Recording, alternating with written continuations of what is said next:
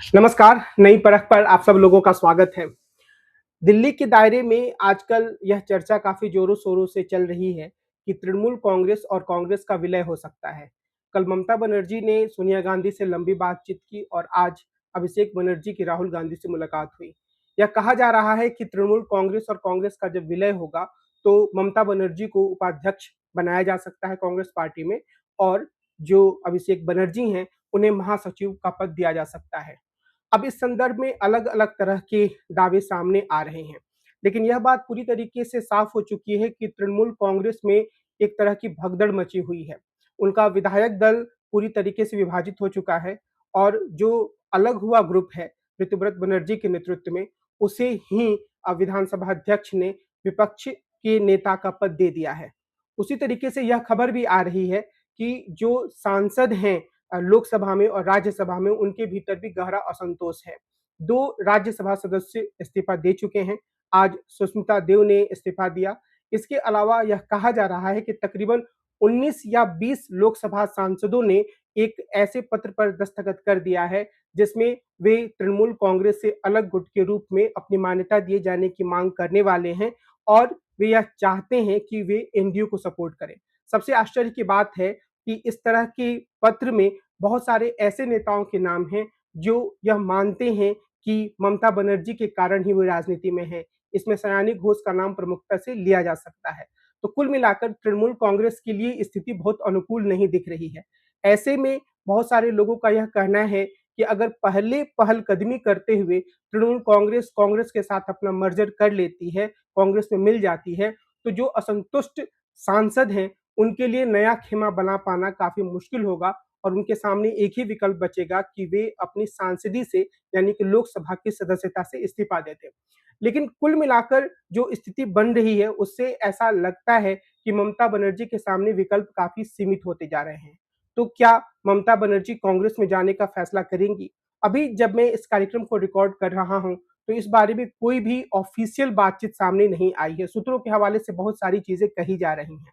लेकिन निश्चित रूप से ममता बनर्जी का कांग्रेस में आना कांग्रेस के लिए एक फ़ायदे की स्थिति बना सकता है। क्यों? क्योंकि ममता बनर्जी अभी भी पश्चिम बंगाल में सबसे बड़ी नेता हैं और जो भी विधायक, जो भी सांसद तृणमूल कांग्रेस से अलग होने की घोषणा कर रहे हैं, उनमें से अधिकांश यह कह रहे हैं कि उनकी ममता बनर्जी से कोई शिकायत नहीं है और वे अभिषेक बनर्जी से शिकायत रखते हैं। हमें यह भी गौर करने की ज़रूरत है कि जो ममता बनर्जी की पार्टी है, उस पार्टी को इन विधानसभा चुनावों में बहुत अच्छा वोट मिला और तकरीबन 5% वोटों के अंतर के कारण ही उनकी पार्टी चुनाव हारी। हालाँकि यह बात और है कि वह पार्टी पूरी तरीके से बिखर रही है। लेकिन ममता बनर्जी एक ऐसी नेता हैं, जो अगर कांग्रेस में वापस आती हैं, तो पश्चिम बंगाल में कांग्रेस का प्रसार फिर से काफ़ी तेज़ी से हो सकता है। हालाँकि बहुत सारे नेता यह मानते हैं कि अगर ममता बनर्जी कांग्रेस में नहीं आती हैं, तो धीरे-धीरे वे राजनीतिक रूप से अप्रासंगिक हो जाएँगी और जो पश्चिम बंगाल में स्पेस बनेगा, उस पर कांग्रेस पार्टी अपने आप को ज़्यादा आसानी से स्थापित कर सकती है। यही तर्क अन्य कई क्षेत्रीय दलों के संदर्भ में दिया जाता है कि कांग्रेस पार्टी को उन्हें सहारा देकर उन्हें आगे बढ़ाने की कोशिश नहीं करनी चाहिए। मिसाल के तौर पर ओडिशा में जो बीजू जनता दल है, उसमें भी जो दूसरे स्तर पे कोई नेतृत्व है ऐसा दिखता नहीं। बीजू जनता दल के जो नेता हैं नवीन पटनायक, उनकी उम्र काफ़ी हो चुकी है और उनका स्वास्थ्य भी ठीक नहीं रहता है। तो बहुत सारे लोग उस संदर्भ में भी यह तर्क देते हैं कि कांग्रेस पार्टी की कोशिश होनी चाहिए कि इस तरीके के जो दल हैं वो बिल्कुल समाप्त हो जाएँ। लेकिन अगर हम तात्कालिक राजनीति परिदृश्य पर ध्यान दें, अगर हम देश में विपक्षी दलों के सामने खड़ी चुनौतियों पर ध्यान दें, तो हमें यह बात मानना पड़ेगा कि आज की ज़रूरत यह है कि ज़्यादा से ज़्यादा विपक्षी दल एक साथ आएँ और ख़ास तौर पे वे दल जो कांग्रेस पार्टी से जुड़े रहे हैं, जिनकी बुनियाद कांग्रेस पार्टी से रही है और वो अगर किसी कारण से अलग होकर नए दल के रूप में सामने आए हैं, तो अगर वो फिर से कांग्रेस में वापस आते हैं, तो कांग्रेस को इससे मजबूती ही मिलेगी। कांग्रेस का जो आधार है, वो ज़्यादा व्यापक होगा। लेकिन यह बात अवश्य है कि कांग्रेस पार्टी को यह ध्यान रखना होगा कि नेतागण सिर्फ़ अपनी सुरक्षा के लिए या फिर कुछ तात्कालिक फ़ायदे के लिए कांग्रेस पार्टी से ना जुड़ें, बल्कि अगर वो कांग्रेस पार्टी से जुड़ते हैं, तो वो इस बात का ध्यान रखें कि भविष्य की जो विचारधारात्मक लड़ाई है, वे उसमें कांग्रेस पार्टी के साथ रहेंगे। हालाँकि इस बात की कोई गारंटी नहीं ले सकता है कि ऐसा ही होगा। फिर भी मुझे ये लगता है कि राहुल गांधी जिस तरह की राजनीति को आगे बढ़ाना चाह रहे हैं, जिस तरीके से वे विपक्षी दलों को एक करके वैचारिक स्तर पर आरएसएस और भारतीय जनता पार्टी को चुनौती देने की कोशिश कर रहे हैं, उस संदर्भ में यह बहुत ही महत्वपूर्ण है कि वे नए दलों को अपने साथ जोड़ें। और इस संदर्भ में मुझे लगता है कि उन्हें 2 या 3 स्तरों पर काफ़ी मजबूती से काम करने की ज़रूरत है। पहली बात तो यह है कि अगर ममता बनर्जी इस बात के लिए तैयार हैं कि वे कांग्रेस में अपनी पार्टी का विलय करेंगी, तो कांग्रेस को बहुत ही सावधानी के साथ इस पर एक सकारात्मक निर्णय लेना चाहिए और तृणमूल कांग्रेस को कांग्रेस पार्टी में स्थान देना चाहिए। इसके साथ ही कांग्रेस पार्टी को ये कोशिश करनी चाहिए कि कुछ अन्य दल, मसलन शरद पवार की राष्ट्रवादी पार्टी या फिर आंध्र प्रदेश में वाईएसआर कांग्रेस, ये भी कांग्रेस की तरफ आकृष्ट हों, कांग्रेस से मिलें और अगर मुमकिन हो तो वो कांग्रेस में शामिल भी हो जाएँ, अपनी पार्टी का विलय भी कर दें।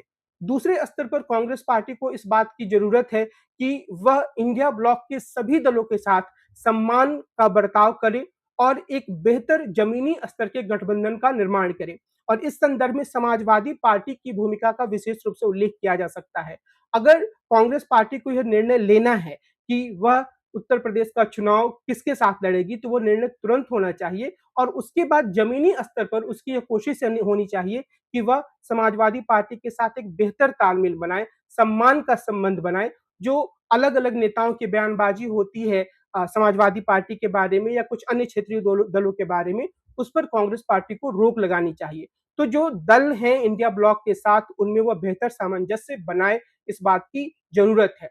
इसके साथ ही कांग्रेस को यह कोशिश भी करनी चाहिए कि जो दल इंडिया ब्लॉक से दूर गए हैं, उनके साथ वो कुछ मुद्दों पर एक साझा मंच तैयार कर पाए। मिसाल के तौर पर अगर डीएमके पार्टी है, वह इंडिया ब्लॉक से अलग हुई है और उसके लिए उसने कांग्रेस को जिम्मेदार माना है, तो कुछ कोशिश होनी चाहिए कि जो राष्ट्रीय स्तर के मुद्दे हैं, उसमें एक साझा ज़मीन तैयार हो सके। अगर कांग्रेस पार्टी ऐसा कर पाती है, तो निश्चित रूप से यह उसके लिए काफ़ी फ़ायदे की स्थिति होगी। तीसरे स्तर पर राहुल गांधी को यह प्रयास करना होगा और जिस दिशा में वो लगातार काम कर रहे हैं कि कांग्रेस पार्टी के भीतर जो व्यक्तिगत अहम की लड़ाई है, जो समय-समय पर सामने आती है, उस पर नियंत्रण हो और अगर पार्टी का आला-कमान विचार-विमर्श के बाद एक निर्णय पर पहुँचता है, तो बाकी सारे नेतागण वास्तविक अर्थों में उस निर्णय का पालन करें और इस तरह की बयानबाजी ना करें, जिससे लोगों के भीतर भ्रम की स्थिति पैदा हो कि पार्टी के भीतर ही एकता नहीं है। अगर राहुल गांधी इन 3 मोर्चों पर काम करते हैं, तो निश्चित तौर पर कांग्रेस पार्टी एक सकारात्मक दिशा में आगे बढ़ेगी, उस दिशा में वो आगे बढ़ रही है, लेकिन विपक्षी एकता के संदर्भ में भी ये कदम एक बहुत ही निर्णायक क्षण का निर्माण कर सकते हैं भारतीय राजनीति में। तो अगर ममता बनर्जी आती हैं कांग्रेस पार्टी में, तो ये कांग्रेस के लिए फ़ायदे का सौदा ही होगा और कांग्रेस को ज़रूर यह कोशिश करनी चाहिए कि अन्य बहुत सारे दल भी पार्टी में वापसी करें और जो इंडिया ब्लॉक के दल हैं, उसके साथ उसका सम्मान और एक तरीके से समानता का संबंध कायम हो, जिससे कि वो ज़मीनी स्तर पर चुनाव में बेहतर प्रदर्शन कर सकें। आज की अपनी इस चर्चा को मैं इसी बिंदु पर विराम देता हूँ। हम कल फिर मिलेंगे और एक अन्य विषय पर विस्तार से चर्चा करेंगे। नमस्कार।